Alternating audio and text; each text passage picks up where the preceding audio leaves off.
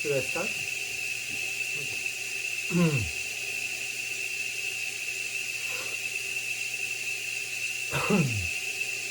Madhyanitirandasya janam janasvalakaya Aksuramirikanjana tasmai Shri Gurave Namah Nam Manmati Satyaputram Matrashrupam Rupam Tasya Vrajamuru Purim Makringasavatim Radha Kundam Giripuram Maho Radhikamadavasam Prapto Yasya Pratishtadripaya Sri Gurum Tannakrishna Nitakalpatarubhyasya Gripa Sindhuvyaiva Patitanam Pavanibhyo Vaishnavibhyo Namo Namaha Anarpita Charinchirat Charunayavatirnakalam Samarpayesamunnata Salarasam Samaptishnam Sri Purati Sundara Dhyatikaramba Sandipita Adaridaye Kandare Purato Bhasatinandana Jananandika Bhujjo Kanakavadato Sankirtanaikatitaru Kamalaya Tatsi Vishwambaro Diyavaro Jigadharmapalo Vande Jagatriyakaro Karunavatararo Radhini Shakti Sarupaya Gauranga Suridaya Bhakta Shakti Praganaya Gatadari Namaskiti He Krishna Karuna Sindho Dinabandho Jagatpate Gopesha Gopika Kantara Dhakantan Namaskiti Radhe Vrindavanadi Shri Karunamrita Vahini Kripaya Nijapadajjadasyan Mayam Pradiyatan Bhaktya Vihinaya Paradalakshay Chittashya Gamadi Charannamadye Kripamai Tvam Sadanam Tripanam Brinde Namaste Charanarabindam Brinde Namaste Charanarabindam Srila Gurudev Ki Jai, Sriman Mahaprabhu Ki Jai, Shri Harinam Sankirtan Ki Jai, Shri Dauji Gopal Ji Ki Jai, Grantaraj Srimad Bhagavatam Ki Jai, Gaur Bhakta Vrinda Ki Jai, Gaur Pramananda Vivo. So, good afternoon to all of you. We are continuing with our series of lectures about the prayers of Vritrasura, sometimes also popularly known in some circles as the Bhava-catuh-sloki, as we mentioned. So yesterday, we are today in our second meeting. We will start today officially with the first of these 4 verses, but first a very brief summary of what we saw yesterday. No, not yesterday, but the day before yesterday, in order to recap. So we did some introduction to the whole section, giving a little bit of context, what happened before, what happened after the prayers of Vritrasura. We mentioned the importance of this section, how the Srimad Bhagavatam is well known about in other Puranas. That book which contains the story of Vritrasura is especially highlighted for good reasons, as we will see also. Well, the whole setting of the stages comes from 5th canto, where there is a description of the hellish planets, and from there Sukadev continues to speak about the heavenly planets, and in context of that he was describing the situation of Indra, the chief god, if you will, in Svarga, and how he was excessively indulged in Pratishta, Lava, Puja, Pratishta, surrounded by people glorifying him to the point that his own Guru Brihaspati appeared and he was not able to bow down to him, basically. He was not able to recognize that there was someone higher than him at that precise moment, that he was just in the center of the whole play, if you will. So, of course, as we will see here and in other parts of the Bhagavatam, Indra also plays the role of, for a moment, like ungrateful disciple, or if you will, or so-called disciple, exploitative disciple, that I want my Guru for certain things, but when I am the center and my Guru comes, I want to remain in the center, or something like this. Because we know he Brihaspati realized Indra knew that I was here, but he's not paying proper respect, so Brihaspati disappeared, and with his disappearance implies the disappearance of the mercy of Sri Guru. Indra lost power, Asuras attacked the Devas, started to take Svarga, and Indra got a new Guru. But mainly for the reason again of receiving more power to get back his throne. So again, it's another example of looking for a Guru, having rejected one, not being too much concerned about reobtaining the shelter of my Guru and why he left me, basically, in the case of Brihaspati, and just wanting someone else to serve my purpose and not the other way around. So there are lots of implications here in the king. So eventually he finds Vishwarup, who was someone who was offering yajna for the Devas, as we know, but he came from a mixed family. So he was offered part of the yajna to the Asuras as well. So eventually Indra knew about that and beheaded Vishwarup. So Vishwarup's father, called Twasta, he organized a whole yajna to invoke a personality that may kill Indra in revenge. But in the context of this karma kanda ritual, he pronounced it wrongly one mantra, and that made the whole thing upside down. Instead of invoking someone who may kill Indra, invoke someone who will be killed by Indra. So that personality was Vritrasura, who was all-encompassing, the name says, a giant so-called demon, as we will see. And the Devas were overtly concerned about the size of this personality and all the prospects in that connection, so they went to Vishnu, and Vishnu advised them, you ask that Aditi receive his bones and make some thunderbolt with them, and you will be able eventually to kill Vritrasura by that. But Vritrasura is actually a good guy. He seems a bad guy, but actually you will realize in time, and we also. So well, as you know, eventually the battle starts, and Vritrasura starts to smash all the demons very easily, and demons start to run from the battlefield and to attack him from the back, and Vritrasura starts to school them. And eventually he has one battle one-to-one with Indra, and Vritrasura also schooling Indra that you are only praying to Bhagavan when you need something, you Devas are all the same, and blah blah blah. So apparently an Asura is shown higher moral and spiritual knowledge than the Sura, the Devas. So well, eventually, as we know, the battle continues, and at one point, before the battle, in the context of this instruction, Vritrasura starts to pray, and this will be the prayers that we will start seeing today, and get absorbed in Harikatha, glorification of Bhagavan, to the point that Indra becomes like surprised, who is he? And starts to glorify Vritrasura, and is not willing to fight, but they have to fight, both of them, as a matter of dharma. And Vritrasura, you will kill me, but we have to fight. So eventually Indra kills Vritrasura with this thunderbolt, and so on.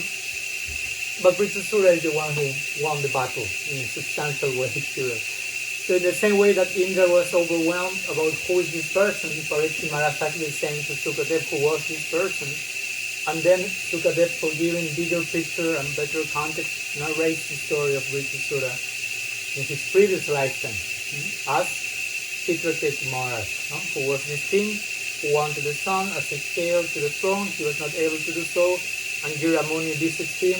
Please give me the blessing. He's asking, give me a son. And Gira says, your astrological chart shows you won't have a son. Give me a son, give me a son. Okay, I will give you a son called Harsasoka.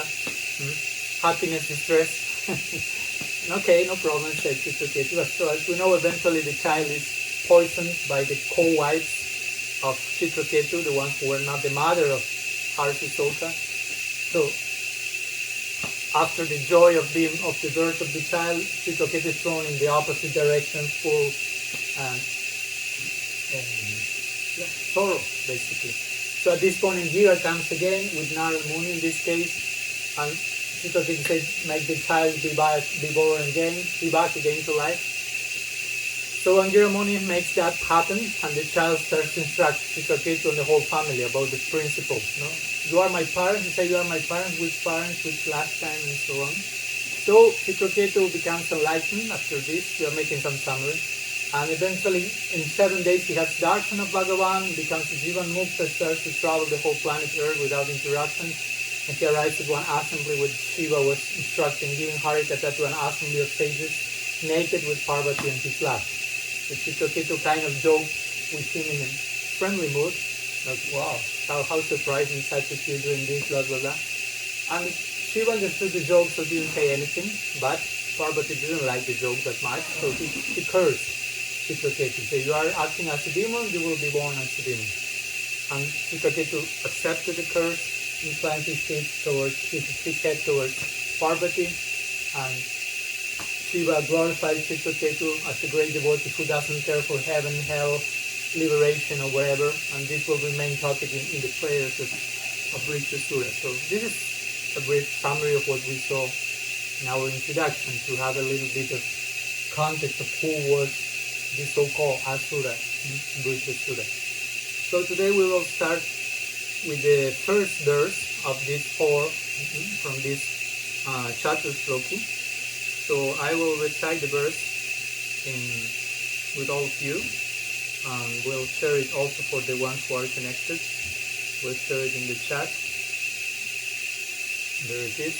So I will try to say something about that. So this is the first verse. We'll remember this happening in the 6th canto of the Bhagavad, right in the middle of it, and these four verses represent the essence of the Bhava, or the mood that the Bhagavatam wants to deliver us ultimately in the converging point of the Braja Lila in the 10th canto. But here we have some trailer of that, what's coming, something like this. And Vritrasura will give the gist of the spirit of surrender and unalloyed devotion and self-forgetfulness and divine love and so on that Vrindavan is all about. So let's go to the verse 24 of 11th chapter of 6th canto of the Bhagavad. Aham haritavapadaikamulam dasanudasu bhavitasmi bhuya manasmaritasu pater gunamse rinitavakkarma karoti gaya. So the translation says, no, okay. The translation basically says like this. Vritrasura is saying, "Oh my Lord, will I again be able to be a servant of your eternal servants who find shelter only at your lotus feet? O Lord of my life, may I again become their servant so that my mind may always think of your transcendental attributes, my words always glorify those attributes, and my body always serve you." So this is the first of these four verses of this main section of prayers by Vritrasura called Bhava-catuh-sloki sometimes. So first he's saying, Aham haritavapadaikamulam. So Hare is a way to address Bhagavan. Aham means I. Tavapadaikamulam. Tava means of you. And Padaikamulam. Mula means like Padaika, feet. Pada, Ika means like only, whose only feet basically, whose only shelter is your lotus feet. Tava Padaikamulam. Dasanudaso, I think you know that expression. Dasanudasa, servant of the servant. Bhavitashmi bhuya, may I become again the servant of the servant. So again, this doesn't mean that Vritrasura fell from Vaikuntha, but remember who was Vritrasura before. He was Chitraketu Maharaj, and he was an exalted Vaishnava in his previous life. So he's saying bhuya, bhuya means again, and Bhavitashmi means may I become. Again, once again, dasanudas, the servant of the servant. Because of the curse, now I'm born as a demon. I cannot fully play out my identity as a devotee, if you will, due to this curse, but may I do that again. And then it says, Manas Maritasu Pater Gunamste. So Manas means my mind. Manas Maritasu. My mind means Marita, means like remember. May with my mind remember you. Manas Marita. Asupate, that's a nice expression. Now we will go more in detail, but Asupate means like master of my life, or lord of my life, basically. Gunamste. Gunamste means like, guna means attributes, and te means your attributes. So also back, the next word, the last line is Grinita bhak karma karotu kaya. So Grinita means may I chant about your attributes. Grinita bhak with my words, may I engage in Hari Kirtan, in the expression, the singing of your own glories, and karma karotu kaya. So kaya means body. So karotu means with my, may I perform with my body karma.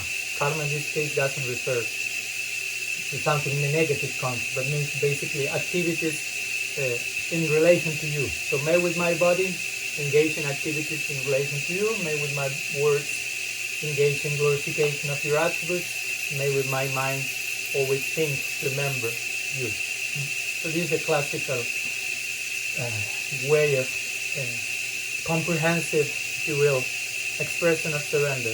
Mind, words, body, in your service, in the service of your servants. Dasanudasi.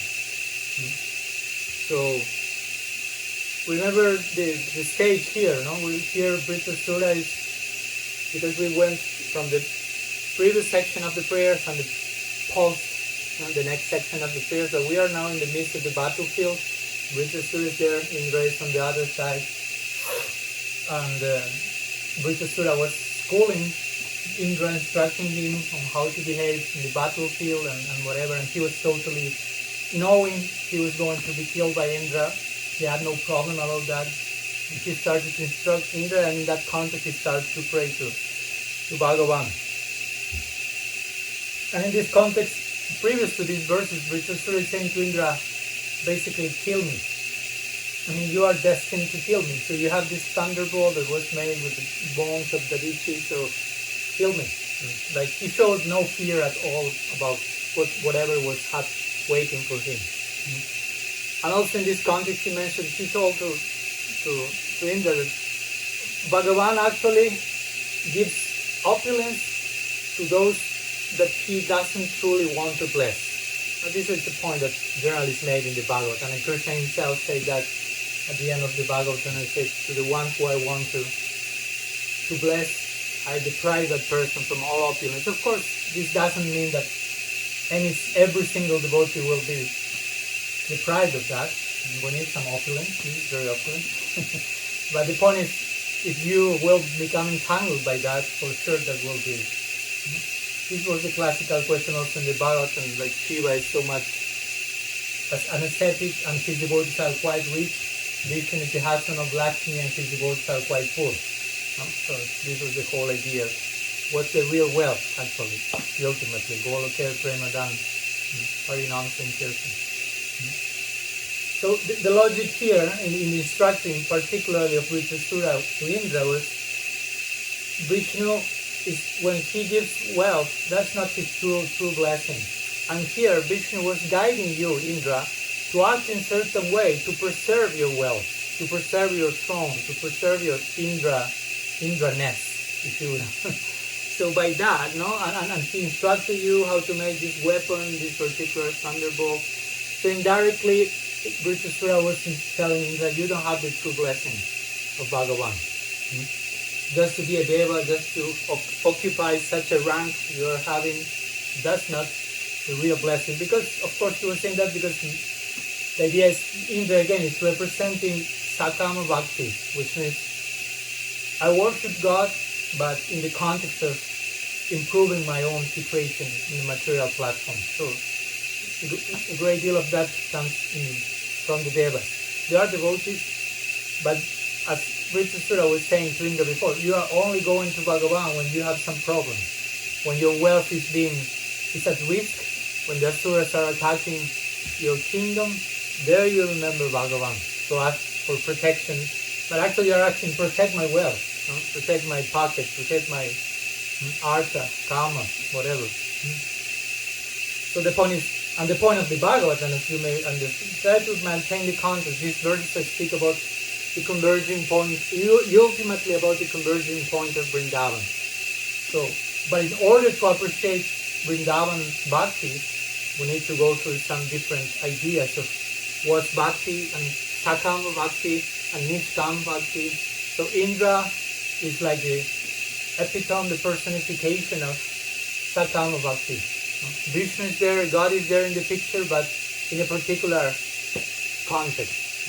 So here Vritrasura is representing Nishkam Bhakti, as we will see even in this and the other verses. Now, I don't want anything, I only want to render pleasurable service to Bhagavan. So first this idea needs to be discarded, Sakama Bhakti, in order to really enter into the realm of Uttam Bhakti, as Rupa Goswami describes it, Anyavilasita Sinyam Jnana Karma Adyanadritam, unencumbered by Jnana and Karma, devoid of all separate impulse, desire, separate plans, so on. So Vishwanath Chakravarti Thakur, in his Sarartha Darshini, commentary to this verse, in the context of this situation, what Vritrasura was like hinting at Indra, you don't have the real blessing of Bhagavan.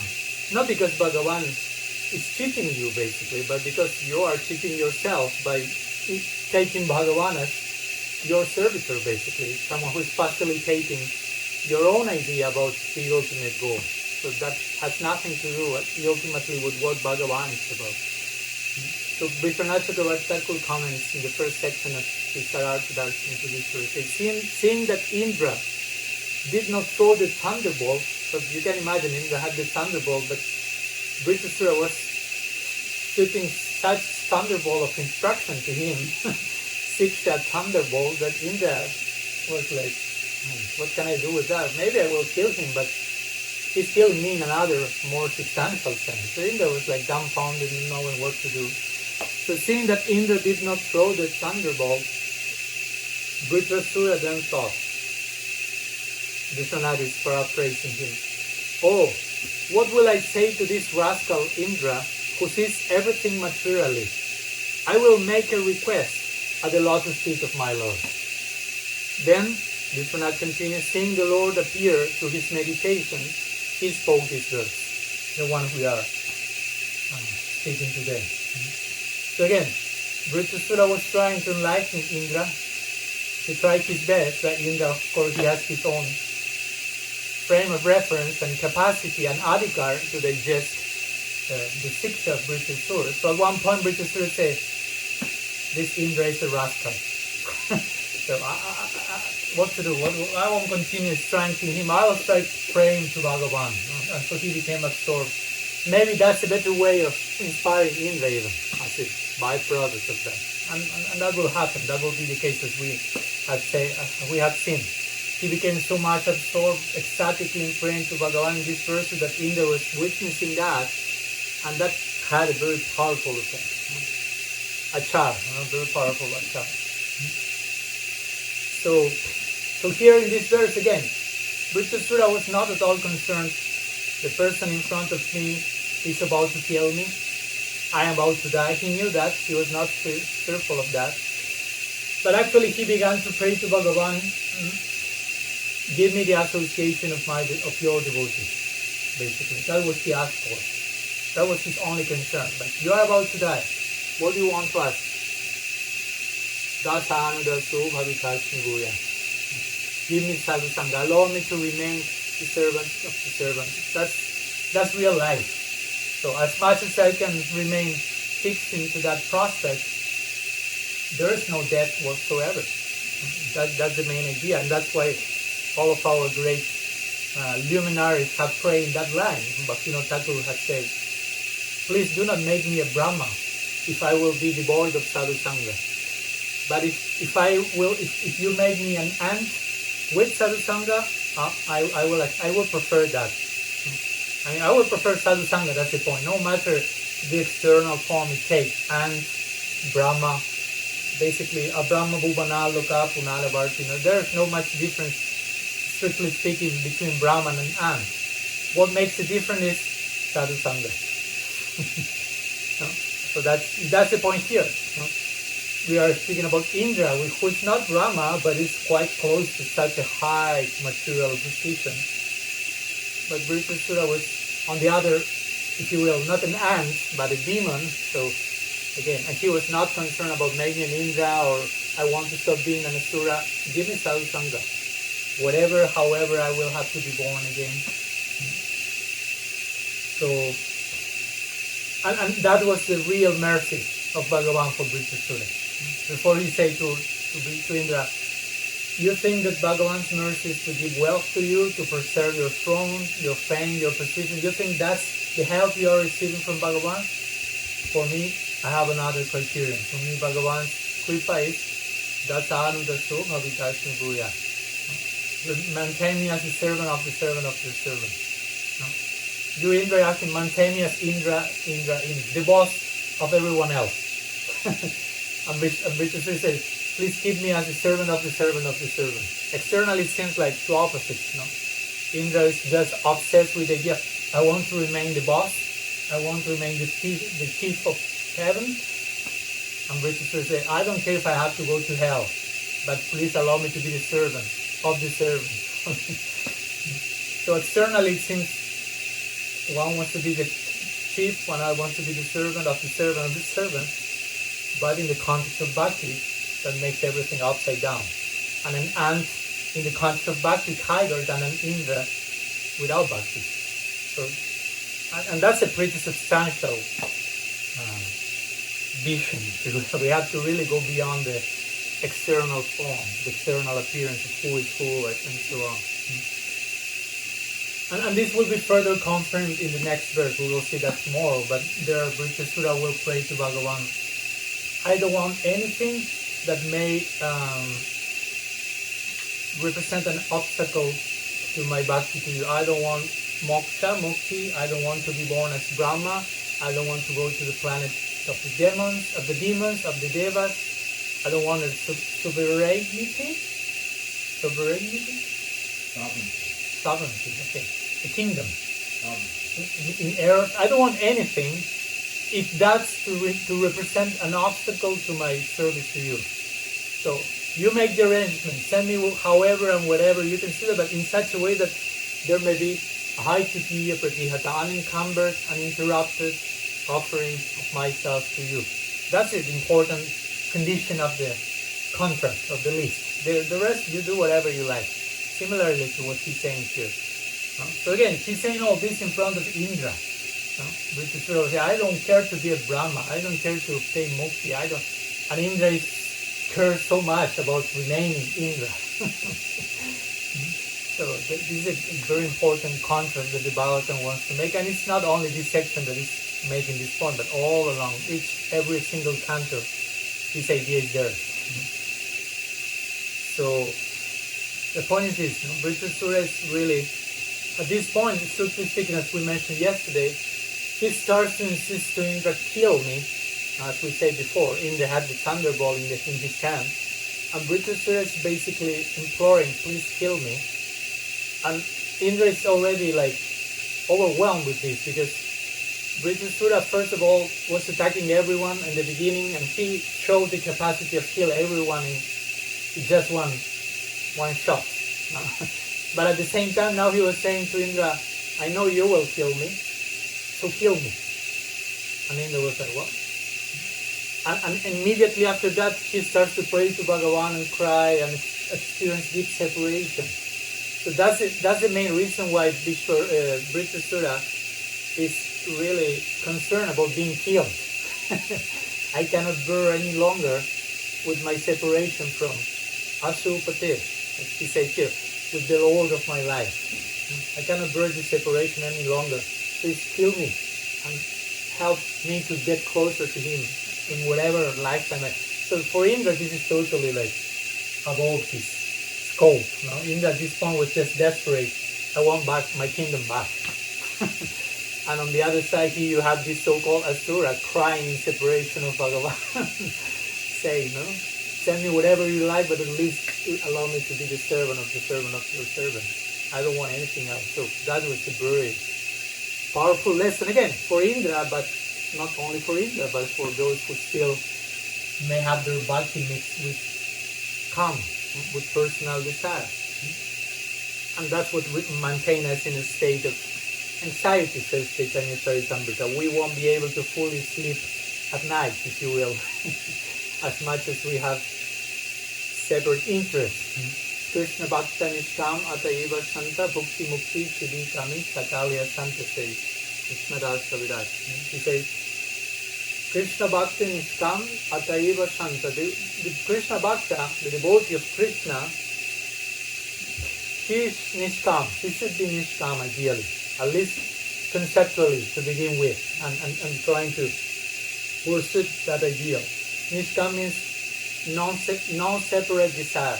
All desires trying to be converging in the direction of pleasing Guru Hari, Guru Vaishnava. And because of that, Ataiva Santa. Krishna Bhakta will be Santa, will be peaceful. No separate desire, no selfishness equals to peace. And Krishna in the Gita says, you cannot speak about happiness without peace. Because in this world, everyone wants to be happy, but not everyone is concerned about being peaceful. They do not connect one thing with the other. They interpret happiness with enjoyment, and it has nothing to do with peace. So Krishna says real happiness will be erected on the foundation of peace. There we will be speaking seriously about happiness, joy, real joy, the joy of self. So this verse says Krishna Bhakta will be peaceful because she has no separate desire. Bhukti Mukti Siddhi Kami Sakalya Santa. But those who aspire for Bhukti, Mukti, Siddhi, those who are coming, who are desirous of those things, Bhukti, material enjoyment, Mukti, even moksha, liberation, or Siddhi, some whatever, mystical, yogic development, some subtle technology, or we can extend that nowadays to all the forms of technology. Sakalya Santa. They cannot be in peace because they are full of desire. And the center of those desires is not the center. So they're out of center desire. So that is not allowing them to be in peace. Krishna says something similar in the Gita. When he mentions, as Prabhupada will say, the peace formula. Yatamam, how do you say? Bhoktanam Yakyatapasam Sarvaloka Maheshwaram Suridam Sabhagutanam Yatamam Santirvaitiki. The one who acknowledges that I am the enjoyer of all, controller of all, and friend of all, will attain real peace. That I am the center, basically. I am the all-encompassing center, and locate yourself in your natural position, in that connection to the center. Peace will be there. And you see, Indra and the Devas are not in peace, are in anxiety. Our Guru Maharaj makes that point over and over again. For example, in the Prahlad Charit, when Nrsimha kills Hiranyakashipu, and it's in his Ugra moment, if you will, ferocious manifestation, and the whole world is trembling, and the Devas are there, but nobody is able to get closer because they realize Nrsimhadev has just killed the very personification of selfish desire, separate desire, Hiranyakashipu, which means soft bed, gold. So he has just been not only killed, but just torn apart. And you know, Nrsimhadev was garlanding himself with the intestines of that, like showing real beauty in the task of amputating selfish desire. So all the devas were trembling and were not able to get closer because they realized we have something of that also. Maybe we are not Hiranyakashipu, he was the very personification of that, but we are little ambassadors of that same principle. So we are fearful, we are in anxiety, we cannot be fully in peace. That's the point. But Prahlad Maharaj he represented Santa Rasa basically. He was like personification of Santa Bhakti, which means the scriptures say that the main quality, the Swarup Lakshana of Santa Rasa is freedom from selfish desire, basically. That's like the foundation. So he had that foundation, he had no fear, he was running and jumping to Nrsimha's lap. And Nrsimha started like to lick him like a baby lion and so on. So this is the point being made here. We may feel, oh, well, that's for Indra, but that's for us in part. No? Yeah, Bhagavad Gita was spoken to Arjuna, but at one point you start to realize, I'm Arjuna in this case. No, I mean, I'm this Arjuna.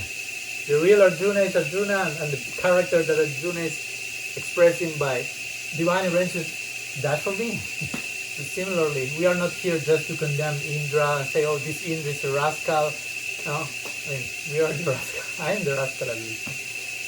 So in this way, so that's a contrast. On one side, Indra with such a degree of selfish interest, and on the other, and he's the chief of the Suras, the pious people. So he's supposed to show a high degree of piety, but he's so much.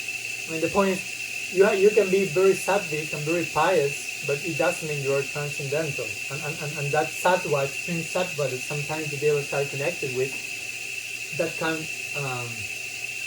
how do you say, become downgraded? Fall down. Degraded, yeah. Krishna says in the Gita, one of the attributes of sattva is happiness and knowledge. On a material level and in a very sophisticated artistic expression of knowledge and happiness, like the one at Svarga. But also, he says in the Gita, one of the symptoms of rajas is attachment. So the point is, if you get to sattva, and you experience knowledge and happiness like Indra was, and you get attached to that, that attachment is no longer sattva, but it's rajas. So your sattva becomes polluted by rajas and you go down, and from rajas can come tamas. As we will see, sometimes the devas are really going crazy, Indra especially. You see Govardhan Lila, he wants to kill all the Vritrasura and becomes totally mad and enraged. But all that began in some type of sattva, but instead of understanding sattva is like a, how do you say, the platform when the planes are like leaving. It's like a leaving platform towards beyond sattva, or Visuddha sattva when they call it. If you don't understand that's the role of sattva, and you instead get attached to that and try to maintain that, generally that goes rajas and maybe tamas. So that's something that also the Bhagavatam wants to make this point here. So again, this is the contrast. On one side, Indra doing that, representing all that. On the other side, a so-called demon, Asura. The word Asura means I want to enjoy right now. That's interesting. Asu means like quickly, also one of the meanings. And Ra is connected with Ramante, which has to do with experiencing pleasure. So Asura means I want to enjoy now. There's one song in Argentina which is very famous, unfortunately, from an old group. And basically the main line says, I don't know what I want, but I want it now. So that was a pretty Asura-like hit. I even don't have a clue about what I want, but I want it now. So Asura has to do with that. I want to enjoy now, and I do not care about the consequences, about whatever. So actually the one who is showing mainly that here is Indra, who is supposed to be a Sura, not an Asura. And the one who is apparently an Asura is crying in separation of Bhagavan, praying, please, imploring, may I become a servant of the servant of the servant. Dasa, dasa, no das. That's a very important section. Srila Prabhupada, in his purport to this verse, he starts the very purport by saying this verse gives you some substance of devotional life.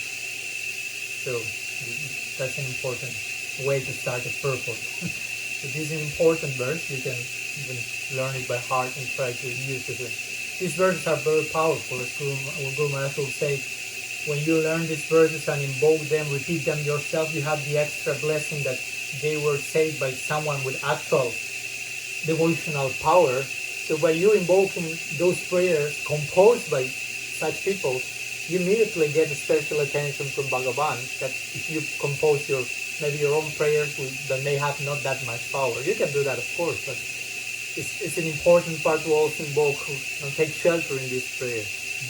So Prabhupada said this verse represents the sum of substance of devotional life, especially regarding this idea of dasa, dasa, anudasa. I want to be the servant of the servant of the servant. Sriman Mahaprabhu himself gave a similar statement. As you may know, this is one of the few verses ascribed to him, apart from the Sikshastakam, and apart from this verse that our Guru Maharaj sometimes quotes Slotamati Upanishadam Dure Harikatam Britam, and so on. That speaks about how Harikata is far beyond the reach of the Upanishads. Another verse that appears in Rupa Goswami's Padyavali says, and I think you know it, and most probably you may invoke it when you enter to the altar, I don't know, but it's always there, generally in the Padati. Naham Vipro Nacha Narapatir Napiba Ishana Sudro Naham Barni Nacha Grihapatir Numana Stoja Tirba Kintu Prodhyam Nikila Paramanandam Purnam Britabdir Gopi Bhartu Palak Malayor. That's the most important part. Dasa, Dasa, and that. So Mahaprabhu there is saying, I'm not Brahmin, nor Kshatriya, nor Vaishya, nor Shudra, nor Sannyasi, nor Banaprastha, nor Grihastha, nor Brahmachari. Sarvopadi Nirmuktam, rejecting all types of limiting adjuncts, all types of designation, but one designation remains, the devotional, eternal designation. Gopi Bhartu Padaka Malayor Das Dasanadar. I'm the servant of the servant of the servant of Sri Krishna, the beloved of the gopis, and so on. So that's our position. We sometimes in initiation receive the title Das. You are very fortunate, you have the title Das. Someone has replaced mine with Swami, which is very complicated title to deal with. Instead of servant, they put some master. So I need to really struggle to understand how Swami means Das, strictly speaking. But the point is that actually we are not even Das. We aspire to be Das and Udas and Udas, not Das in the direct sense. Okay, I'm Das. Sometimes devotees like to identify with a part of the name, but no, the surname is the most important part here, Das. We are all part of that family, even the one who received the karma of being called Swamis. No? That's a special challenge for seeing the Das in between the lines. Srila Srimaharaj will say that. He will say, ours is the fifth position. Interestingly, he will say, ours is the fifth position. First you have Krishna, first position if you will, Radha Krishna, Dauji Gopal, whatever. Then we have Krishna Das, the servant of Krishna, mainly connected to his eternal retinue, the Nitya Parishad, Krishna Das. Third position is Krishna Das and Udas, that we may say, instead of being the Nitya Siddhas, we may extend that to the Sadhana Siddhas, those who have not been always there, but eventually become perfect and remain there. And then we have Dasa, Krishna, Dasa, and Udas, the ones who are not Krishna, who are not Nitya Siddhas, who are not Sadhana Siddhas, but who are Sadhakas, that are to be served by us, because we will appear there in the fifth position. So in that sense, you will say Das, Anudas, Anudas. You can remain saying Das, Anudas for a long time, and as long as you extend that idea, it's much more helpful. Vaishnavism is indirect, basically. So in this way here, Vritrasura is praying in that connection. Aham adetava padayat moolam. Dasanuraso bhavitashmi bhuya. As we say, oh Lord, let me take shelter of your feet and make me again the servant of your servant. Give me that wealth, that position. Again means I was Chitraketu Maharaj in my previous life. I had the fortune of receiving mantra from Narad. I had Sadhu Sangha. Give me that wealth again. You're not speaking about coming from the spiritual world, because some devotees may take that for, because here it says again, this is proof that we fall from Vaikuntha. That's nothing. This is not the way you establish a Siddhantic point, just taking one word out of context and trying to make too much of that. You put everything in context, you understand this is not supported, and Vritrasura can't say again because he was who he was before. So that's the context.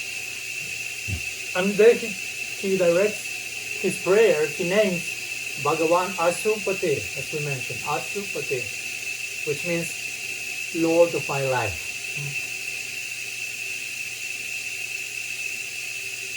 A pretty romantic addressing of Bhagavan, the Lord of my life. Similar to what Mahaprabhu said when he spoke the fourth verse of Sikshastakam. Guru Maharaj mentioned in his commentary to that verse, Mahaprabhu there is using the word Ishvara and Jagadish. And this fourth verse represents Ruchi, and in Ruchi there's no desire, no longer any desire for this word, Nadanam, Najanam, Nasundarim, Kavitamba, no desire for the other word, but only Mamajan, Manijan, Manishware, Bhavatat Bhakti, only desire for Bhakti. So at this point he says, the devotee is saying goodbye to this world. And Mahaprabhu is saying goodbye to the deity of this world, who is Paramatma, the one presiding over Maya Shakti, Jiva Shakti. So with the word Jagadish, Jagadish is the name for Paramatma, Lord of the universe. Bhagavan is saying goodbye to Paramatma, representing the Ruchi Bhaktan. Ishvara, instead he's directing himself to Ishvara, but here Ishvara means, Guru Maharaj explains, Pranishvara. So Ishvara means controller. But Pranishvara has a totally different connotation. Prana means life, vital air. No? So Lord of my prana, controller of my breath, no? Like Lord of my life. That's another way of saying, or Prananas. Sometimes you say Prananas, Lord of my life, Pranishvara, or Asupati. At that stage you are so much, if you will, attached to Bhagavan, so much in love with Bhagavan, that instead of breathing, and you say, he's the Lord of my breathing, you are like, how do you say in English when you say like, sighing? So you are the Lord of my sighing. When you are in love, you are not breathing anymore. You are just sighing at every point. But every prana you have, every movement of your prana is an offering to Him. So this is what Vritrasura refers here when he's saying, Lord of my life. The other thing is, other way of saying is, I've given my life to you. My prana is no longer mine. My sense of self-belonging is no longer there. In another section of the Bhagavatam, a very nice one, when this is a series of 6 prayers, when the Sudarshan is chasing Durvasa Muni, when he wants to kill Ambarish Maharaj, and Bhagavan appears on his scene, and he pronounces 6 verses, very nice verses, about how Bhagavan is indebted and attached to his devotees.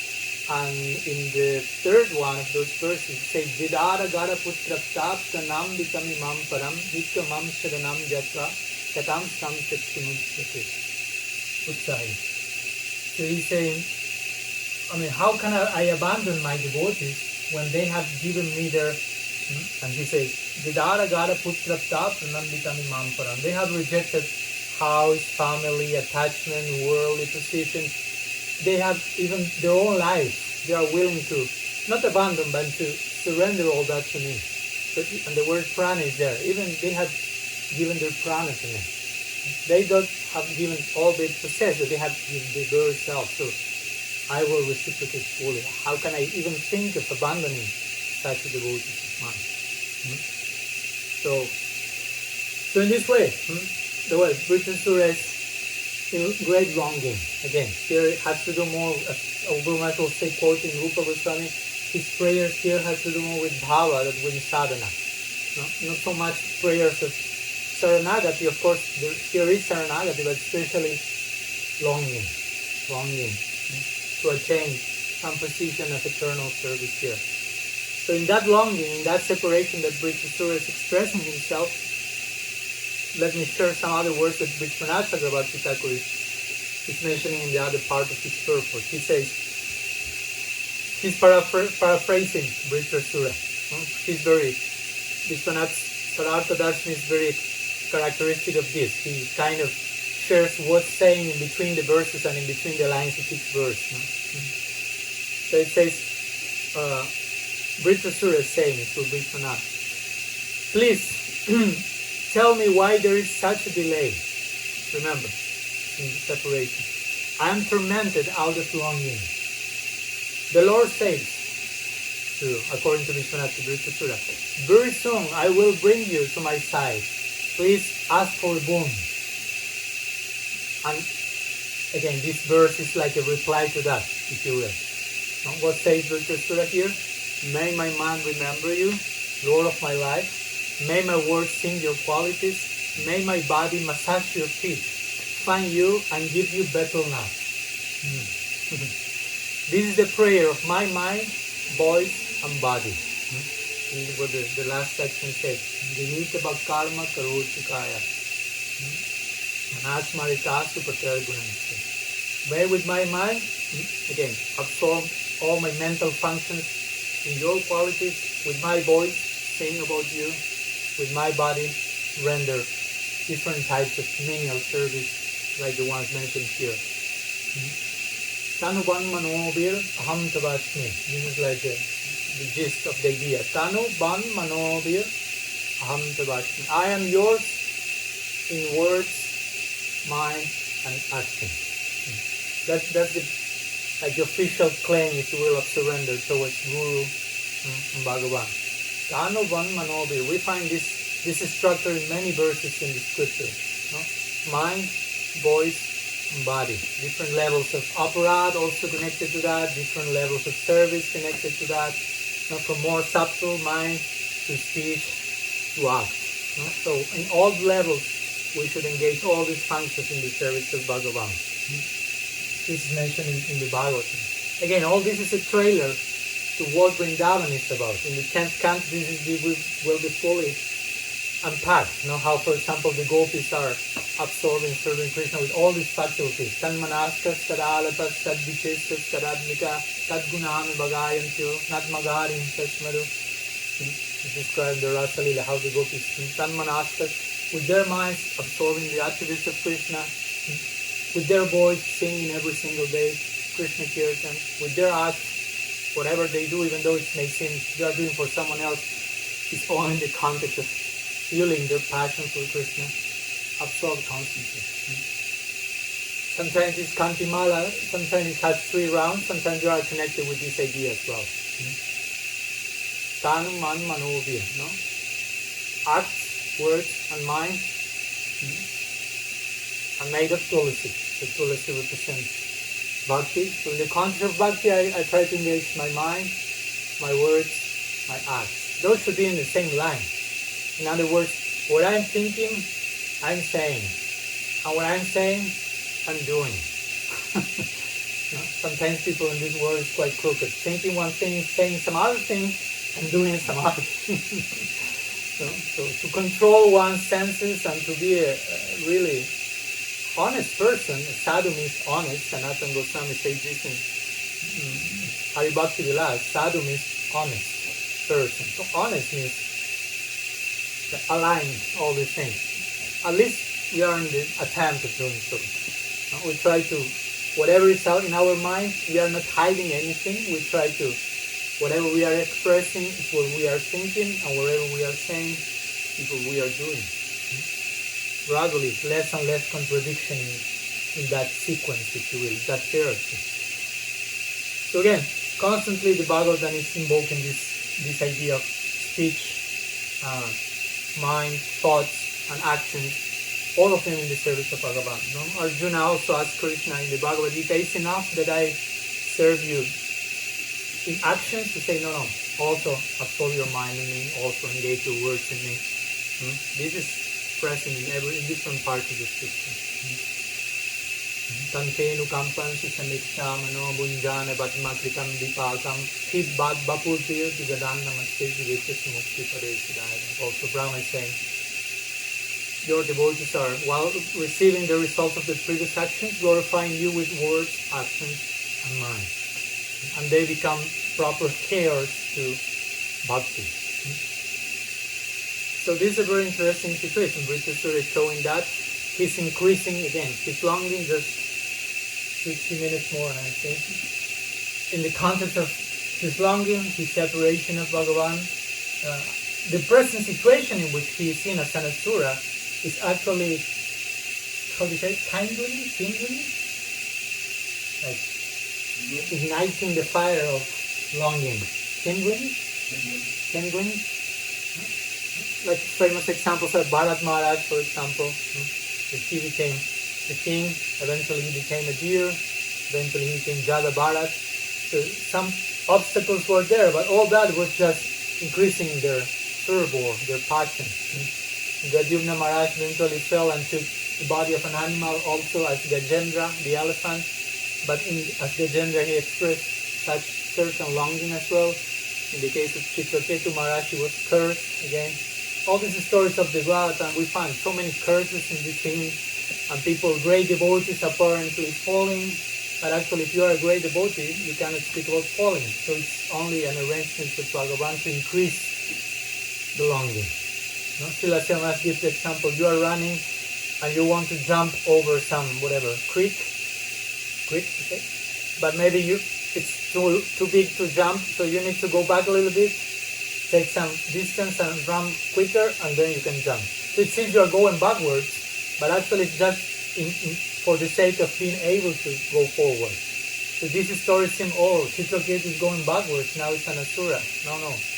His bhava is increasing, his longing is increasing more and more and more and more. 100-fold, not a little bit. So we shouldn't. So that's the point, no? And sometimes it is delicate because we may observe a Vaishnava and it may seem she's falling, but actually it may be some.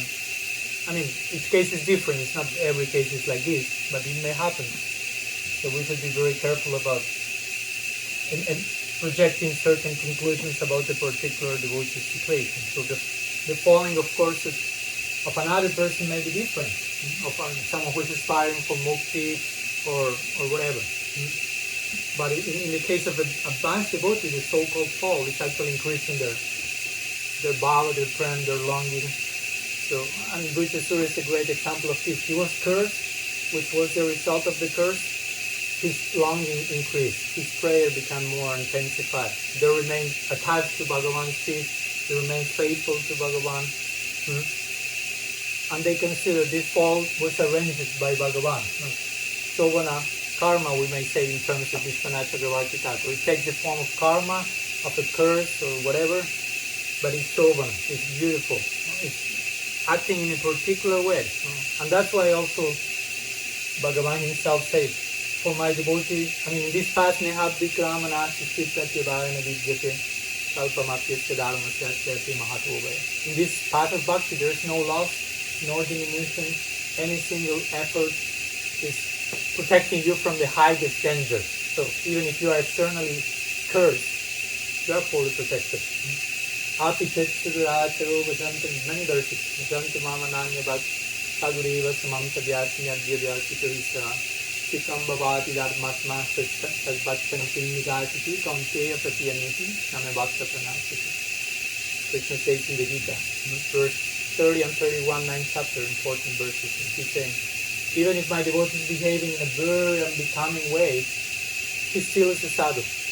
If they are determined about taking shelter in me, surrendering to me, I consider them saintly persons. And they quickly will attain everlasting peace. So please, he says to Arjuna, declare that my devotee never perishes. Perishes? Declare loudly that my devotee never perishes. So in this way, Vritrasura is one of these examples. Someone that seemed to have been a devotee doing something unbecoming, as he did as Chitraketu by joking with Shiva, but actually was in a particular context, being cursed, being born as an asura, apparently something inauspicious, but we see the fruit of that, Phalena Parichate, we just retrieve of the fruit, his longing, his vipralamba, viraha increasing more and more. So some words about this first of fourth verses, Bhava-catuh-sloki. So as we will see, there is some bhava there. And a lot of the emphasis is put on the side of longing, on separation, because separation is the entry point towards the realm of union. So these verses will emphasize that. I think we can finish here. We are already in time. So again, if there are any questions, you may write them down, and we will, at the end of the lecture from the verses, we may have at least one meeting for addressing any questions you may have regarding this study. Srila Gurudev ki jai, Sriman Mahaprabhu ki jai, Sri Harinam Sankirtan ki jai, Sri Sri Dauji Gopal ji ki jai, Grantaraj Srimad Bhagavatam ki jai, Gaur Bhakta Vrinda ki jai, Gaur Preman Vancha Kalpatarubhita Jata Sindhu Jairu Paritanam Pavanebhyo Vaishnave Namo Namah अनंत कोटि वैष्णव वृंद की जय गौर हरि बोल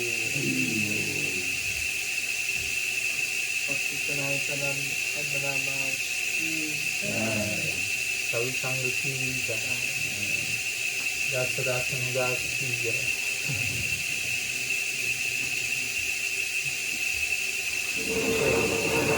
Thank you very much. So we need to put light next time now. Okay. Oh, yeah. At this moment. And let me see what the difference is here. No problem. It's not going to be much, but I did the last time and it did help. Please remind me. Yeah. Did you see the horse?